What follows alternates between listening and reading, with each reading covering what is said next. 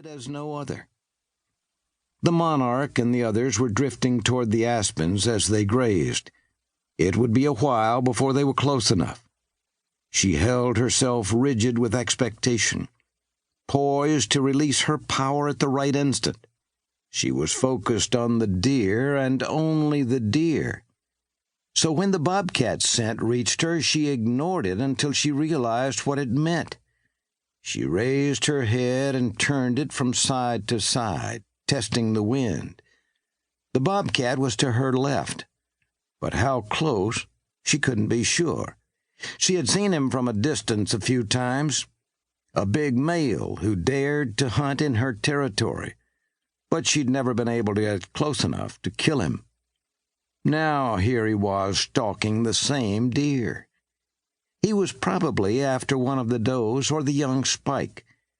If he charged before she did, he would spoil everything. The king buck would be gone in the bat of an eyelid, and she would not have her meal. She almost rose to stalk the bobcat, but the deer might hear or smell her. So she lowered her head and waited as they came slowly closer. Now she could reach them in 3 bounds, but she wanted them nearer still. She mustn't miss, not with the new life she must nourish. The moon rose higher and the wind grew stronger, and she never twitched a muscle. She might have been made from stone.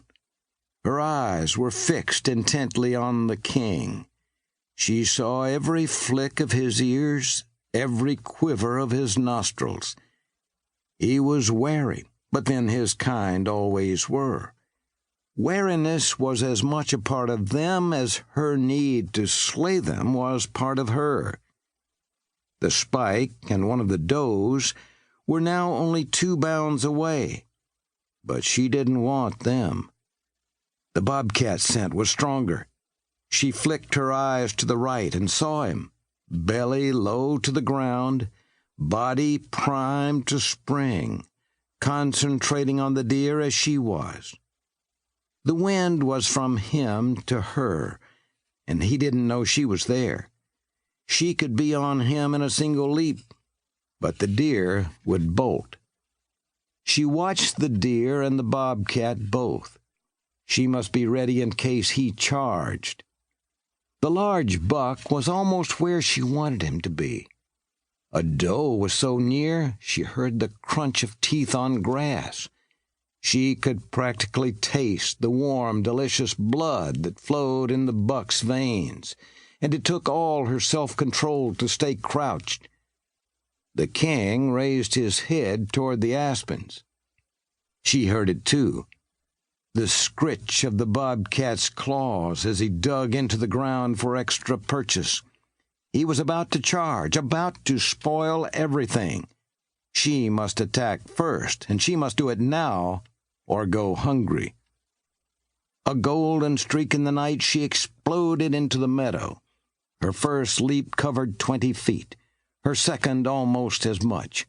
She swept past the startled spike and a bleeding doe and launched into the air as the king was turning to flee. She had judged perfectly and came down squarely on his back with her legs doubled under her and her paws splayed wide. Her claws sank deep into his flesh, even as her fangs sought his neck. He snorted and took a bound, but her weight was too much, and he stumbled. She tasted fur and then warm flesh, and a spurt of hot blood filled her mouth. Her claws shredded fast and furious as she clung on and sought to bring him down. Only vaguely was she aware that the other deer were fleeing.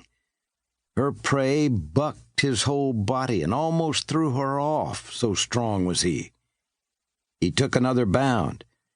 This time he came down hard, and his front legs buckled. He raked backward with his antlers, but she was just out of reach. She sank her fangs deeper and sliced with her claws in a razor frenzy.